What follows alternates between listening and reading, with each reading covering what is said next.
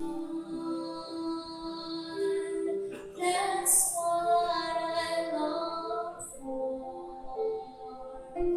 A heart that follows God after thee. A heart that finds your word, so the sin will not come in. A heart that's undivided with the one you rule and reign. A heart that beats compassion, that pleases you, my Lord, as we aroma of worship rises to your throne. A heart that finds your word, so that sin will not come in.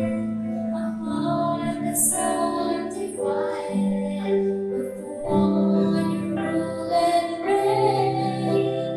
A heart that beats compassion, that pleases you, my Lord, as we aroma of worship that rises to your throne. A sweet aroma of worship that rises to your throne. A sweet aroma of worship rises to your throne.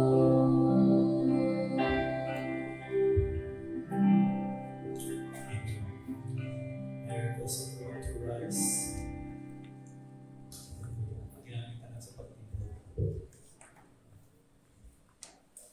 And let's prepare our hearts for the reading of His words. I would like to read to you from the book of Hebrews, chapter 13, verse 8.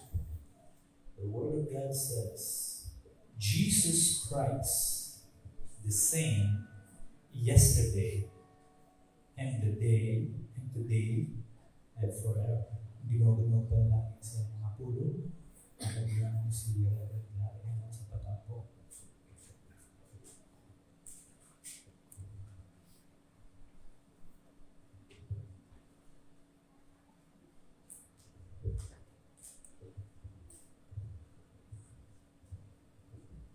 Okay, let's come to the end part. We are so grateful unto you this morning, O God, for giving us this precious and blessed opportunity that we could come before your presence with open minds and open hearts. We are so grateful unto you for your goodness and your mercy upon us. You have made us to be victorious over many difficult times in the year 2025. Our hearts are filled with thanksgiving upon knowing that without you we cannot do anything. But we thank you because of your grace and your care and your faithfulness to all of us. This morning we would like to start the year 2026 reminding us that you are our God who never changes. You have said in your words that you are the same yesterday, today, and forevermore. That is one thing that we could thank you for, because we are serving God who is unchangeable. If you have made your promise yesterday, you will fulfill it today and even tomorrow. That gives us more inspiration, courage to face every circumstances. Salamat sa imong pagkamayo alang kanamong tanan. Na imo kaming bitipon, na ining bulawanon na kay gayunan alang kanamo. Na kami ni aron sa paghatag og dungog o himaya sa imong buhi na langit. I-bless ang imong mga pulong nga pagadadon sa imong alagad. Nga ang tanan nga itudlo kanamo karon. May imong makaandam kanamo sa pagatubang sa bagong tuig 2026. Salamat kaya imong pulong mao ang among direksyon. Mao sa pangamong kaalam sa pag-determine sa pagsunod kung unsay maayo o dili maayo. Salamat sa imong presensya pinaagi sa balaang Espiritu Santo. Na wala gayon kagabiya kanamo, nagapainumdum kanamo gikan sa imong mga pulong na among natunan. Nga ikaw ang Diyos na dili mabalhinon. Magabadayon ka pagpanalangin sa imong buluhaton sa libog kalibutan. Nanining kapanahunan sa pagpadayag sa imong mensahe. Daghang mga kalag nga madala sa imong tiilan. O mga kalausab nga malig-on, madasig, gikan sa ilang mga kaluyaron. Because you are the source of it. Bless our land, the Philippines. Bless our city. Namong prayer, Lord, ng imong ngalan kayo. Ang matagaan o dungog o himaya. Kaya ikaw lamang kayo ng takos o dawat ni ini. Salamat sa imong presensya karon sa among panimbahon. Among gitagaan ang tanang dungog o himaya alang lamang kanino. Magpapadayon ko pagpanalangin as we continue to anticipate the blessings coming from your words that will be shared by your servant. Bless us now, for this is our prayer with much praises and thanksgiving. For we ask it in Jesus' name. Amen. Hear our prayer, O Lord. Hear our prayer, O Lord. Incline thine ear to us, and grant us thy grace.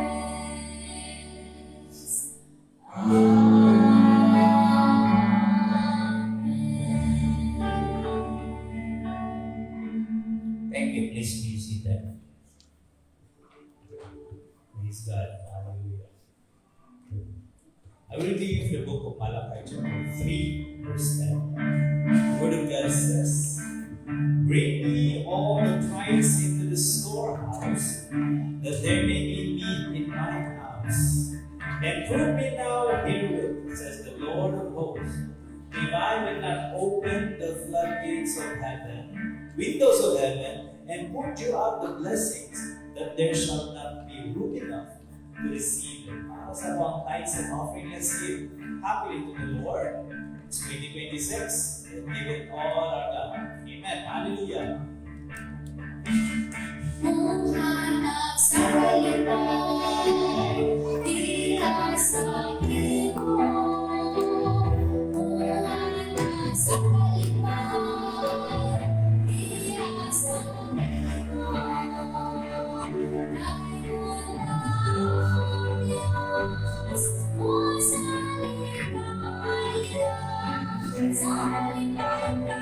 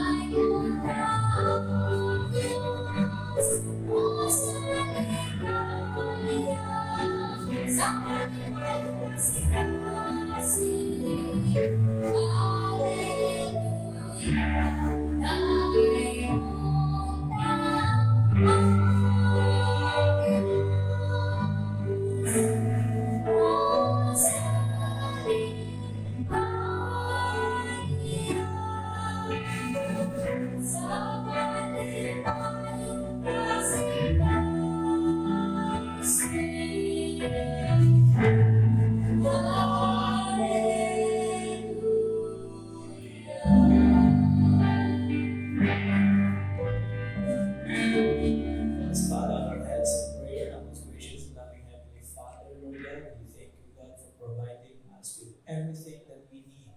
Lord God, we are just giving you, Lord, what is rightfully yours. We pray that this money, these fundings will be used for the expansion of your kingdom and it will be used for your glory. Thank you, Lord God, for everything that you have done and what you're going to do through us. Because this we ask, in Jesus' name we pray. Amen.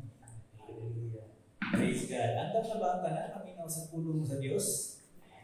Amen. So, di na gina ko tugayo ng ato ng ihapan ng panahon. Karong 2026, ang pinakaunang pastor na muhatag sa ato, muhatag sa ato, mensahe kita sa Diyos. Walay lain kundi si Pastor Anthony Alap. Atong lapatan si Pastor.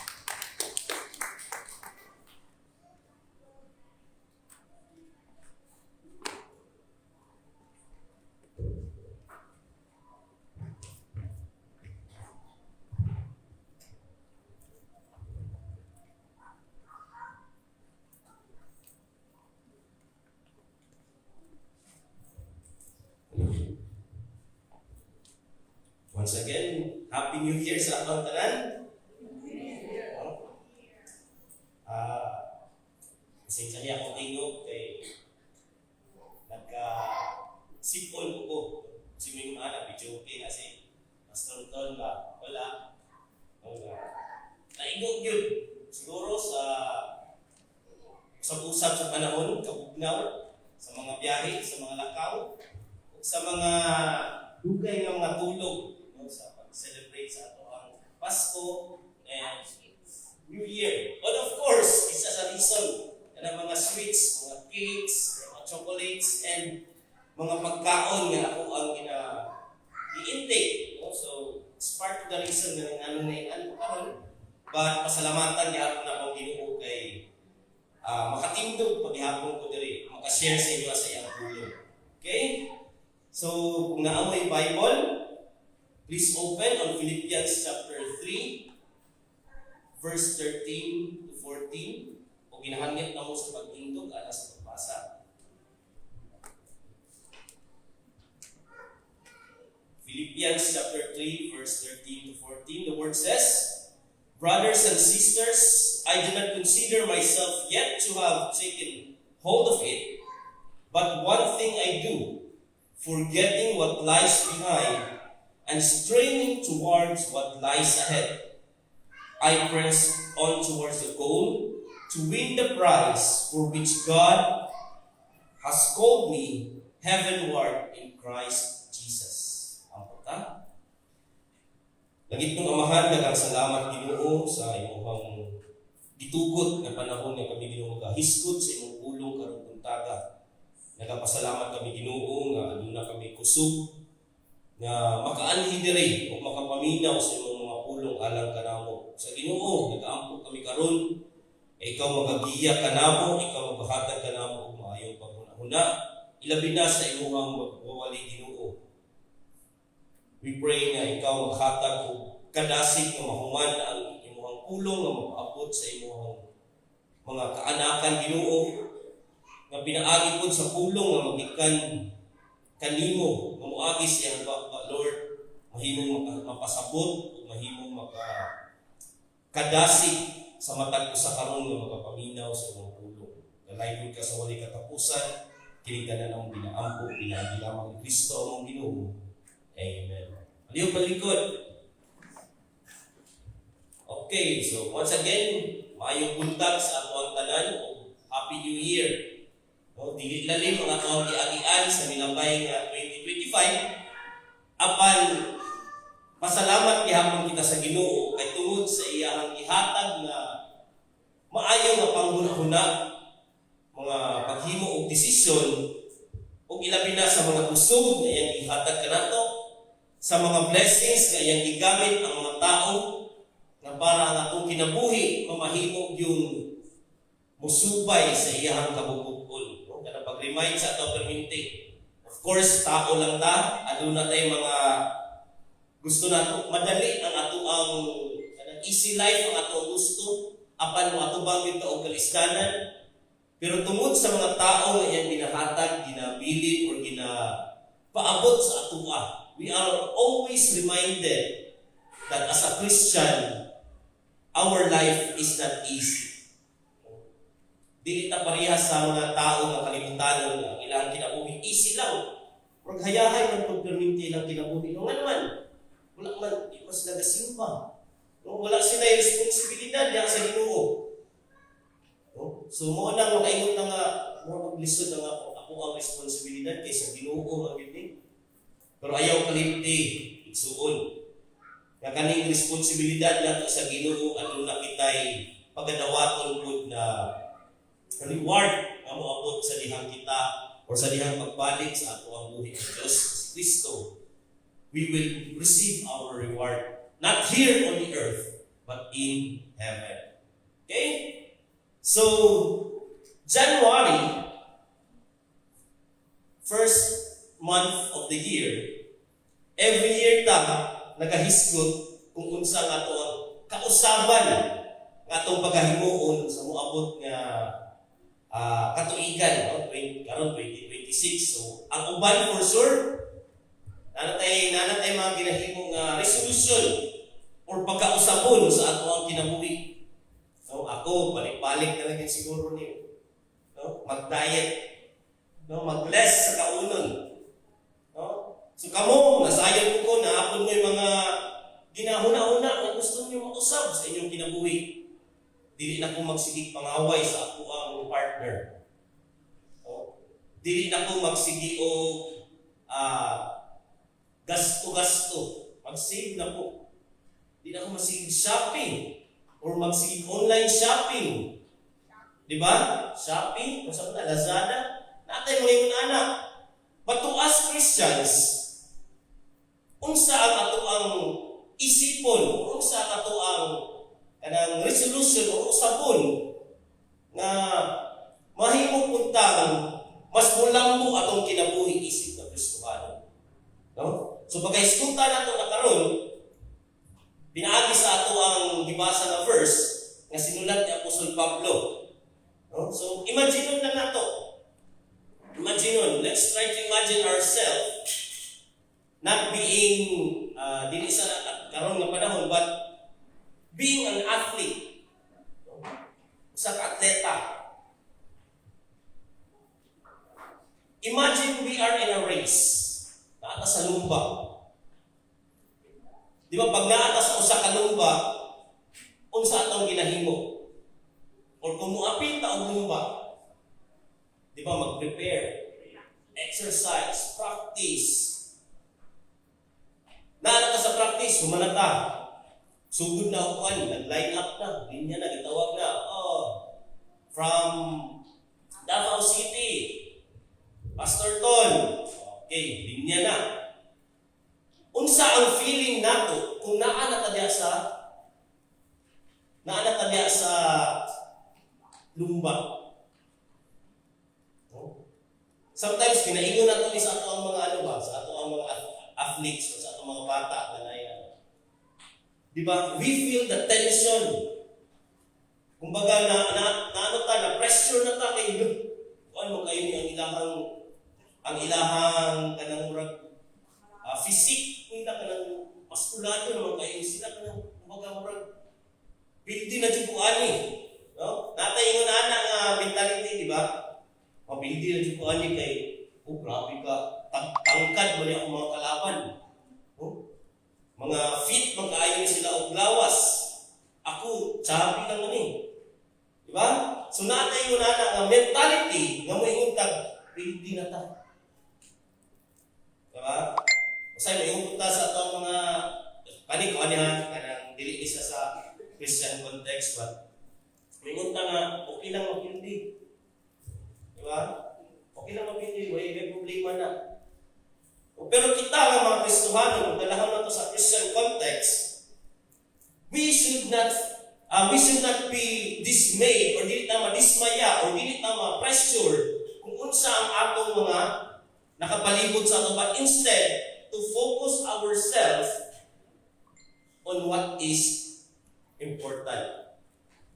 Diba yung sa Apostle Paul, to finish the race with all your might, with all your heart, mahuman nato ang atong race. So karon, makahisgot kita regarding about kung unsa ang mga buhaton, kung unsa ang attitude, kung unsa ang action sa usa ka Kristohanon towards this race nga gihatag nga example or gigamit nga example or pagtandi ni Apostol Pablo sa kinabuhi sa usa ka Kristohanon. So we must focus our eyes on the finish line and to have this steady rhythm of breathing sa ato ang kinabuhi. Steady breathing sa atong kinabuhi. So, the title of the sermon for this morning is Continuing Forward, the Action of an Active Believer. So when we say active, kinahanglan yun nagalihok, na pumuluo. No? Unsay kabaliktaran sa active? Passive. When we say passive, unsa man na siya? No?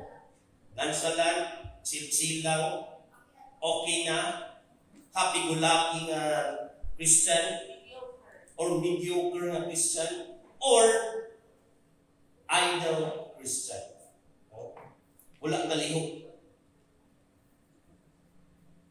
So this picture nga ipakita ni Apostol Pablo, sulti ni Apostol Pablo diri sa Philippians o sa Filipos, sinulat niya, he knows that a Christian's life is not just a casual stroll diri sa kalibutan, dili lang kay nagapakita ta nga mapakita sa tao nga Christian ta, makita sa tao nga ana sa Kristohanon, but of course we must be part or we must take part of the mission that was entrusted to us. No? A short background sa ito ang ibasa karon. It was written by Apostle Paul to the Philippians while he was under imprisonment. Balik-balik na natin madungog o nasayod na kita kung unsa ang kinabuhi ni Apostle Pablo. Diba? Kung unsa ang iyang gidangatan sa pagpamuhat niya sa buhaton sa Ginoo. Na-preso siya, o sige buhat siya, bato siya. No? Daghay mga kaagi sa Apostol Pablo nga makaingon tao kung tawhalon or kung gamay na pagtuo ang iyahang naa sa iyaha, for sure undang na siya. No? Tungod sa kalisod nga iyang giagian. So most likely, he wrote this while he was in Rome around 61 to 63 AD. Despite the change of hardship, Paul's letter filled with joy.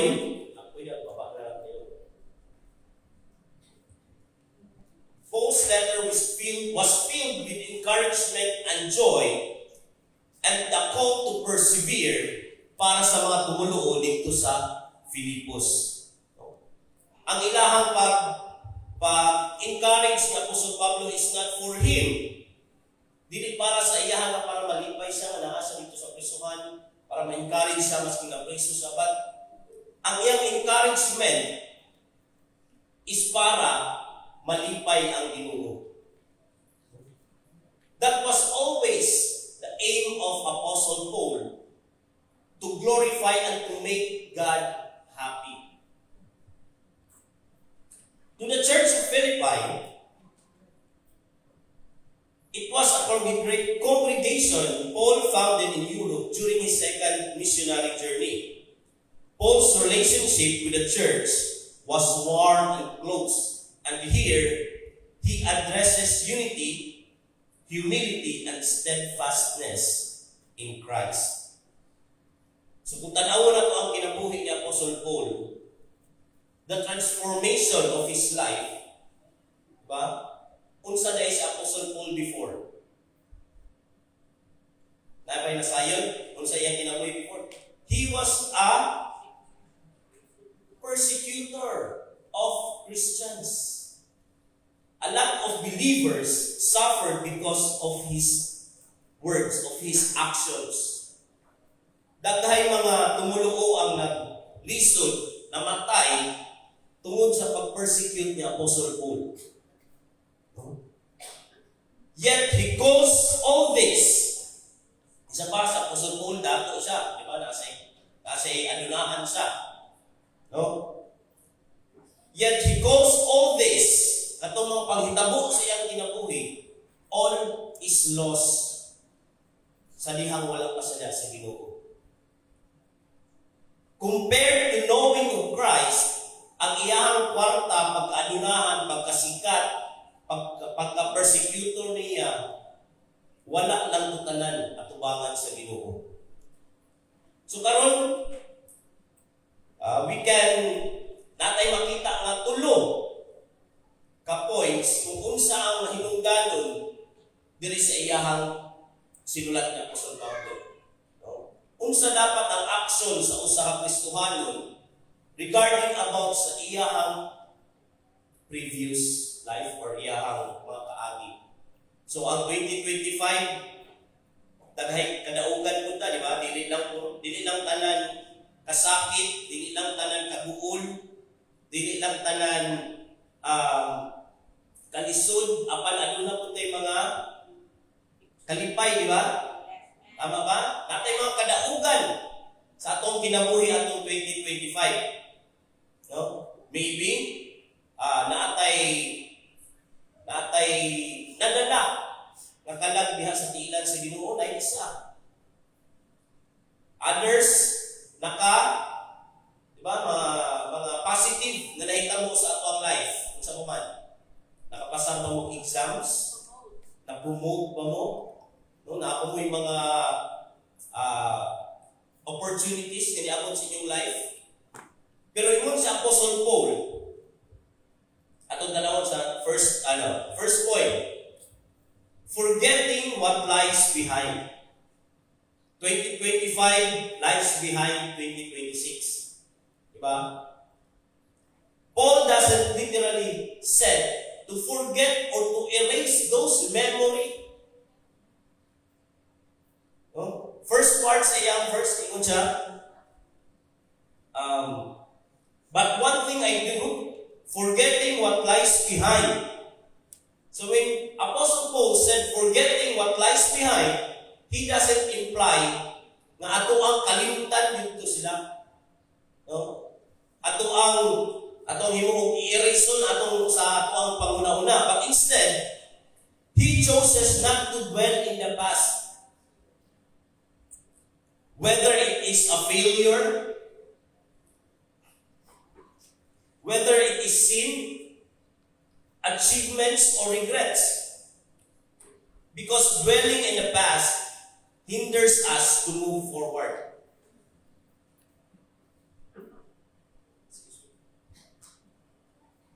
Ingon sa Apostle Paul, kalimti, talikdi, ang mga panghitabo atong niaging panahon or the past. Because thinking, ang atong paghuna-una, kung mag-dwell ta dito sa mga nilabay nga mga panghitabo, it will hinder us to move forward. No? Whatever it is, masking kumbaga, ina-encourage sa ni Apostle Paul to start over. No? Sometimes, pag naimabot sa ito ang maayo nga panghitabo, di ba?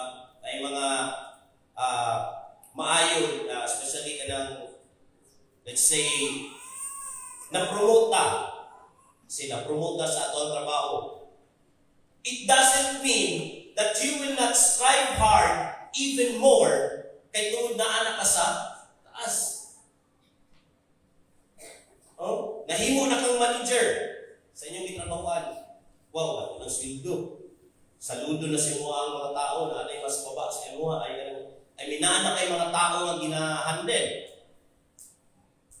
Pero kung dili ka mulihok gihapon, dili ka maningkamot, dili ka mo strive hard or work hard, ana imong posisyon, eventually, mahimok gihapon ka madimog. No? So si Apostle Paul, nag-mention diri, once you are in Christ, kalimti to imuhang mga previous achievements, taligdi imong mga sala, and to strive hard, continuing dira sa Ginoo.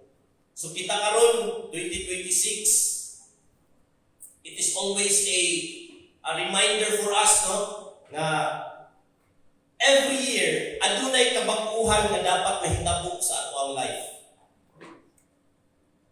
Kung kita Kristohanon ta, 2025 wala tagalihok kayo, wala taga nahimong naging active as a Christian, kalimti to siya. 2026, sugod pagbalik nga mahimo na kang mas active pa as a Christian.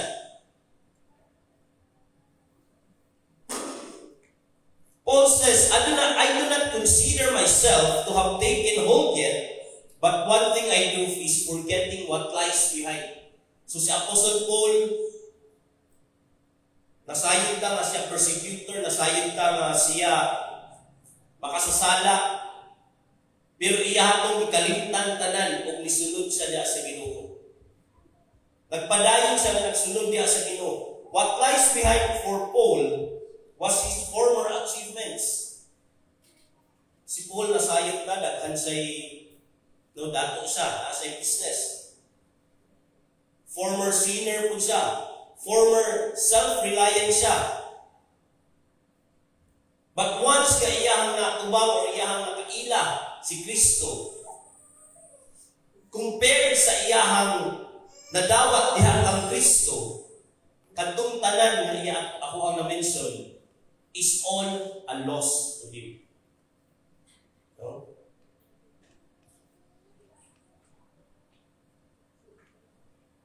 Yet now he refuses to let the past dictate his present momentum. So sa Apostle Paul, masking ang uban gina-question ang iyahang pagka-believer or pagka-tumuluo diya kang Kristo, no? Tungod ilalo lang siya nga persecutor, still he continues to be one of the best believer of Christ. No? Tungod kay kalimtan niya itong tanan ang iyahang ipanghimo nga di maayo, kalimtan niya iyang mga kadaugan previously, and gisunod niya unsa ang abuton sa Ginoo. So gusto na ko ingunahan ko dito ang mga igsuon. Let us forget our previous self and continue what lies in front of us. Continue ta nga magpadayon sa pagsunod sa Ginoo. Oh? Dili tungod kay nakahimo ta og maayo kadaugan. Oh? Nakadala ta og kalag diya sa Ginoo, tama na to. No, naana ko'y nahimo. Oh? Dili lang ingana magpadayon paghihapon ta. Consider nato to na human na to, maghimo ta pagpadayon dira sa ato ang Ginoo. So, ask yourself, atong pangutanon na itong sarili, atong kaugalingon, unsa ba'y mga babag nga makahinder sa atoa sa paghimo, pagpamuhat dira sa Ginoo? No? Naabay mga babag sa ato ang kinabuhi ihapon hangtod karon nga maong dili ta makapadayon sa pagpangalagad sa Ginoo. Kung naa, ato atuan ang biyaan igsuon, atuan ang talikdan. I-forget na siya and let's start a new life diri sa Ginoo. Let's start a new life this year, 2026, nga mamahimog yung mga tuang kinabuhi, masubay pa sa kabubuton sa Ginoo. In Isaiah chapter 43, verse 18 to 19, it says, "Forget the former things, do not dwell on the past. See, I am doing a new thing. Now it springs up. Do you not perceive it? I am making a way in the wilderness and streams in the wasteland." Even in Luke chapter 9, verse 62, Jesus says, "No one who puts a hand on the plow and looks back is fit for the service of the kingdom of God." So even Jesus Christ, ingon siya, that while the farmer is plowing, kinamini niya farmer is ang mga taong na nagapamuhat. Looks back while he is plowing, no? Mitras nagabungkal siya sa iyahang farm, niya sige siya tanaw sa likod. He is not fit. He says, he is not fit for service in the kingdom of God. Sa pagpamuhat, sa buluhaton sa Ginoo, do not look back, keep on looking back. Always look forward, dira sa goal nato. The goal is to glorify God sa tanan nato pagabuhaton. Not to glorify ourselves, not to glorify our church, not to glorify our friends, not to glorify our family, but always to glorify God. That is all. That is always our aim, of glorifying God. Second, straining toward what lies ahead. When we say strain, saan ang siyang strain? Ganiha, sa itong ganiha, number 1 is to forgetting what lies behind. Now, second point, straining towards what lies ahead. What do you mean by strain? Kasi meaning sa strain. So, akong i-search sa dictionary, it means to force. To force or to continue. Or kumbaga, stretch out pag yun. No? Pugson pag yun. Diba? An example, I strain my ears to listen to the sound. No? Dipugos yun ako ang nanunggan para madungog yun ako kung sa ilang ginatsismisan dito. No? To strain, it means ato yung paningkamutan nga stretch out pag yun ang atong kaugalingon, ang ang strength, sa pwede stretch out atong strength, atong patience, atong panghuna-huna, atong decision makings, whatever, into sa buluhaton sa Ginoo. No? It means dili lang ka dapat mahimong kanang chill lang. No? Sama na itong pangutana ganihan. But to do our best dira sa pagpamuhat sa buluhaton sa Ginoo. The word strain implies effort, concentration, and a forward motion. No? Ito nga mo nakita ganiha nga example is to stretch out. No? I-stretch yun. Naadari ang rubber band, stretch out yun nato. No? So, mo na siya ang straining. So, like a runner, stretching forward towards the finish line. Ang runner wala nagadagan pa atras. Ang runner wala nagadagan pundo. Di ba? Kung saan niya pagdaog, kung nagpundo lang sa magdagan, ganaan lang sa line. but a runner always moves forward. Ang runner nag-move forward din siya. No? Kung nagigamit ni Apostol Pablo ang runner, ang sports na running, in contrast or pagtandi sa kinabuhi sa usang Kristohanon, nga ang Kristohanon dapat must always move forward. No? Last year, gamit ako kung 100% na gito Pastor Ton. Akong gihimo. Next year, 2026, gamita ang 110% sa imong strength. Do not be idle in 100%. If you believe that 100% na siya, dumagi pa next year or next time.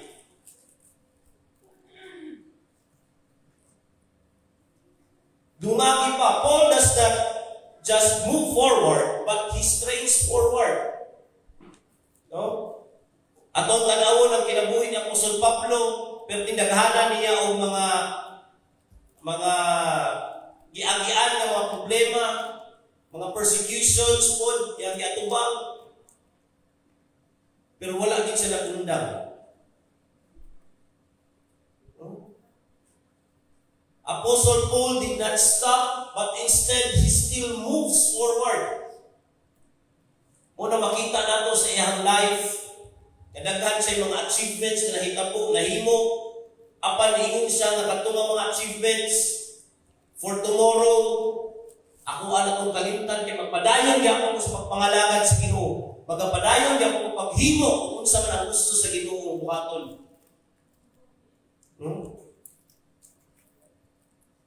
That should be the life of a Christian, of a believer. That's why our title is the action of the active believer. Dili ta ma-disappoint, na igamay disappointment, manluhod na dayon ta. Natay wala nahimo, murag kuan na dayon. Kung naa may achievement kinahitabo sa tuwa, nahimo ka sa Christian, mahingon na tama na to. Okay na to. Kana ko'y nahimo para sa Ginoo. Brothers and sisters, let's train ourselves. Dili ta magundang. Masking lisod, padayon, masking paminaw nato, dili nato kaya, padayon lang. Kaya ang promise sa Ginoo nagaingon, I will be with you always. Kung ang imong buhaton para sa iyaha, He is with you. God will provide all your needs. Financially, emotionally, family, i-provide na niya. No? Ayaw kaguol kung ikaw ra isa. Physically. Ay spiritually, kauban mo ang Ginoo. Let us train ourselves forward so that we can reach our goal. Christian's life is not passive. When we look to Jesus, who is the author and the perfecter of our faith, we will find the strength to stray forward. Hebrews chapter 12, 1 to 2. Therefore, since we are surrounded by such great cloud of witnesses, let us throw off everything that hinders and the sin that is easily entangles. So si Apostle Paul, nasayod siya nga iyang kinabuhi. At that time, daghay nagkatanaw sa iya. Daghay mga try to kanang babagad ang iyahang pagpadayon sa pagpangalagad sa Ginoo. How much more karon nga niabot sa atoa ang iyahang mga pulong? How much more ang kinabuhi ni Apostle Paul na kahibalo na ta? Naana tayo example. But our example is Apostle Paul, look unto Jesus, who is the author and the perfecter of our faith. No? Dili ta mo tanaw lang ang Apostle Paul, but instead we look to Christ. In 1 Corinthians chapter 9, verse 24, ingon sa Apostle Pablo gyapon, do you not know that in a race all the runners run,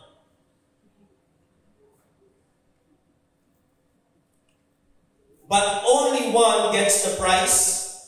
Run in which a way as to get the prize. So sa lumba daw, tanan runner, ingon sa Apostle Pablo, tanan runner, mudagan yun, pero isa lang ang makakuha sa prize. Pero kita, maigsuon, kita nga mga apel sa race, we have the opportunity to get the prize. It only depends on what is our action as a runner. Runner ba ka nga mudagan pa atras? Runner ba ka nga mag-steady lang nira sa imuhang gitindugan? O runner ba ka nga mupadayon pag kabuot sa prize ginaanit ko sa unahan? No? It only depends on our action. And the last one, third point, pressing towards the goal. Paul's goal is not perfection in his life, but the price of the upward call of God in Christ Jesus. This includes knowing Christ fully, sharing his resurrection, and living out our calling in him. So ang goal ni Apostle Pablo is in Christ himself. Knowing Christ more, that is his goal. To know Christ more, to share his resurrection, and to living out the calling that was given to him, the calling that was in him. So a future glory, a calling from heaven, a prize that only God can give. This is not an earthly success, but heavenward calling in Christ Jesus. So ang pagpadayon ni Apostol Pablo, dili tungod, sama sa akong giingon kaniya, dili tungod para sa iyahang kahimayaan. Dili tungod para ipakita niya nga nausab siya. No? Dili tungod para makita sa mga tao nga nagapadayon siya para sa buluhaton sa Ginoo, dili. Nagapadayon siya para i-glorify ang Ginoo nga nag-usab sa iyang kinabuhi. So mga igsoon, hindi ba ta mahimong pareha kay Apostol Pablo? Pwede ba ta mahimong magpadayon po paglihok, mahimong active as a believer para sa kahimayaan sa atong Ginoo? No? Is it not our aim to glorify God? Di ba mauna itong aim po, sama kay Apostol Pablo? Sama sa mga apostolis na nagpadayon sa pagpangalagad sa Ginoo, ang ilahang aim is to glorify God. So up until now, kita mga igsuon, kita mga pumuluo, follower of Jesus Christ, our mission is to glorify God. But how can we glorify God if we are not doing according to His will? How can we glorify God kung stagnant ang atong kinabuhi?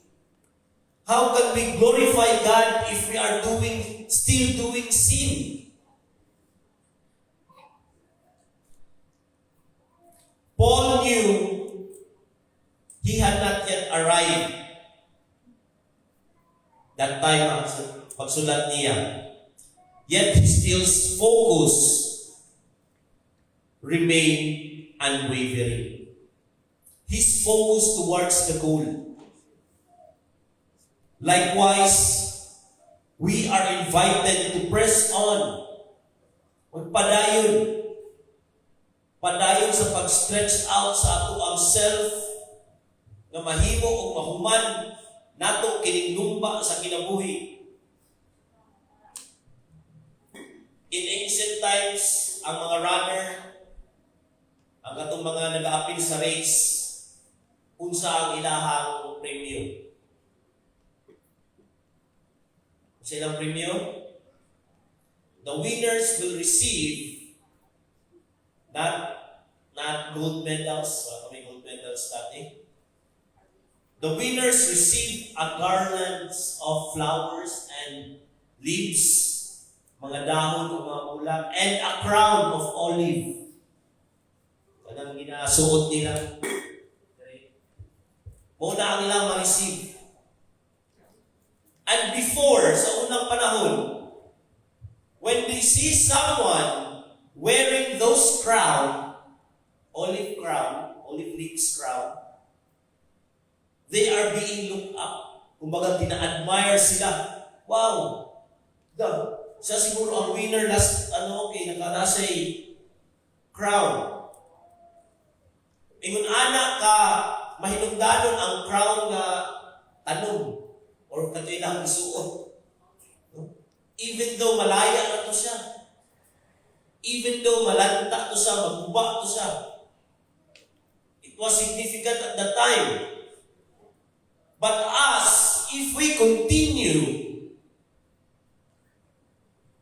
doing what God wants us to do, unsa nga to ang ma-reward, unsa nga to ang mahimong madawat. An incorruptible crown gikan sa Ginoo. Crown of righteousness, crown of life, crown of glory, crown of rejoice. Ingon anak ang mga crown na atong madawat mo igsuon kung kita dili magluya sa pagpamuhat dira sa ato ang buhi nga Dios. That's why the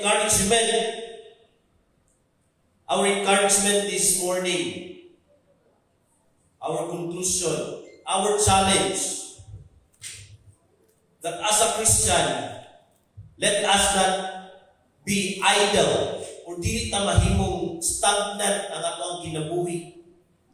Isip ka Kristohanon. It is a new year for us to continue bag-ong at katuigan sa ato ang kinabuhi ang ihatag sa Ginoo. Dili para gamiton lang nato sa mga butang na way hinungdan.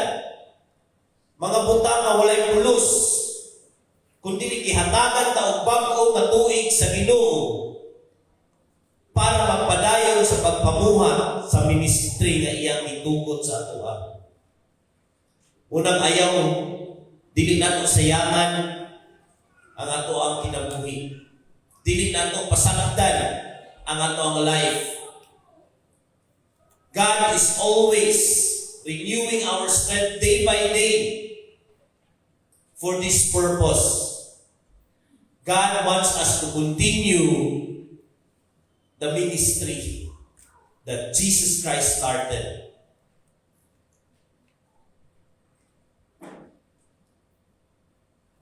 Paul desires to know Christ deeply. Christ transforms our lowly body to be like a glorious body just like Him. So that is our challenge, my brothers and sisters, my challenge for each and every one of us. Na dili ta mahimong stagnant sa ato ang kinabuhi as a Christian. But instead, let us train ourselves, continue to press forward in doing what God wants us to do. Let us pray.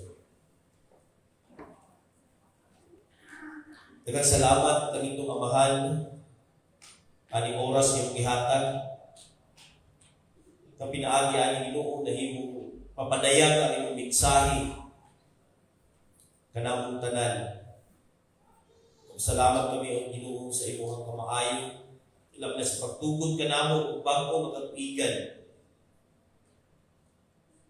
na mahimong magamit namo sa paglihok, pagpamuhat sa imong ministry, Lord. That's why Ginoo nag-aampo kami na sa tanan mga Kristohanon, imong mga anak na nagapaminaw sa imong pulong karong buntaga, mahimong yung matandog ang ilang kasing-kasing ug mahimong madasig sila, madasig kami sa pagpamuhat diha kanimo. We pray, Lord, na dili mahimong kawang kaning mensahe alang para kanamo. Ginoo nag-aampo kami mas tanan mo pag-buhaton karong 2026. Tanan mo paghisgutan, tanan mo mga desisyon o mga activities Ginoo. Nag-aampo kami, naghahagyo kanimo na mahimong yung imong ngalan, ang mahimong sentro, mahimong mag-glorify. Dalayon ka sa walay katapusan, tanan mong ginaampo, pinaagi lamang ni Kristo ang Ginoo. Amen. Atong palakpakan pag-uwi ka Diyos.